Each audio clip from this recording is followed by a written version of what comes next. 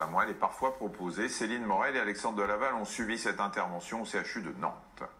Cela fait une dizaine d'années que cette patiente de 64 ans souffre de douleurs intenses au niveau du cou, de la tête et du bras droit.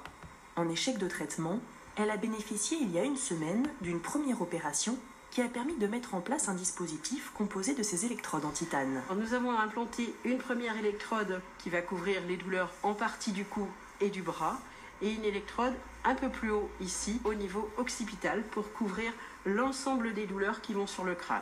Cette électrode va être reliée à un petit boîtier qui va envoyer du courant électrique dans le corps de la patiente et va diminuer les douleurs en activant les systèmes inhibiteurs de la douleur.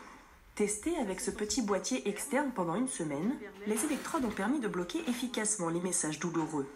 Le neurochirurgien va donc pouvoir procéder à la deuxième partie de l'intervention, qui consiste à implanter le boîtier définitif au niveau du flanc gauche de la patiente. On va nettoyer l'ensemble du système pour pas qu'il y ait de traces de sang, parce que le principal risque de ce type d'intervention, c'est un risque infectieux. Donc voilà le dispositif, c'est un stimulateur qui permet d'envoyer l'ensemble du courant électrique. Je vais connecter les électrodes sur les plots qui sont là. Alors celui-ci est un stimulateur rechargeable qui est garanti 10 ans et qui peut tenir jusqu'à 25 ans. À l'aide d'un tournevis miniature, le neurochirurgien connecte chacune des 3 extrémités des électrodes sur les plots du stimulateur. Maintenant qu'on pense que tout est bien connecté, nous allons mettre le générateur dans cette loge. Et maintenant, nous allons tester le courant électrique pour savoir si tout est bien connecté. Plusieurs tests seront nécessaires avant que toutes les électrodes soient correctement branchées. Là, tout est bien connecté, c'est-à-dire qu'on a le courant qui va passer sur l'ensemble des 3 électrodes. Quelques points de suture et une rangée d'agrafes pour fermer la loge. Reste à allumer la télécommande que la patiente pourra activer en cas de douleur. Cette télécommande va reconnaître par Wi-Fi directement le stimulateur et la patiente va monter, après avec les boutons plus et moins, l'intensité de stimulation. Philippe, exploitant agricole, utilise ce dispositif depuis mai 2014. Renversé par un taureau à l'âge de 19 ans et victime d'une vilaine chute il y a quelques années, son épaule droite était devenue la source d'insoutenables douleurs.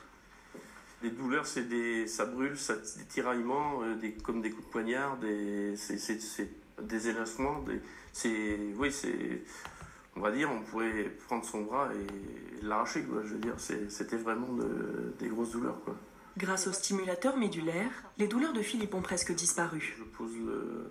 En termes de douleur, là, actuellement, à combien vous coteriez votre douleur ?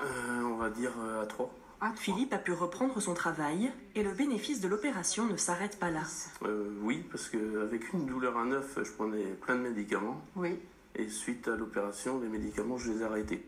Quand vous aviez les traitements médicamenteux, vous aviez les effets secondaires des traitements ? Oui, effets secondaires, c'est-à-dire somnolence. Et donc par rapport à mon métier, c'était, on va dire, pas trop sérieux. On a à peu près 60 à 70% des patients qui ont une très large diminution de leur douleur. Il y a une amélioration qui est aussi une amélioration de la qualité de vie et une amélioration de tous les facteurs psychologiques et psychiques avec meilleure morale, un retour à la socialisation. Les patients ressortent de chez eux, refont des activités qu'ils ne faisaient plus avant. Bon ben parfait. Tous les ans, au CHU de Nantes, plus de 120 patients douloureux chroniques comme Philippe bénéficient de la mise en place de ce dispositif contre la douleur.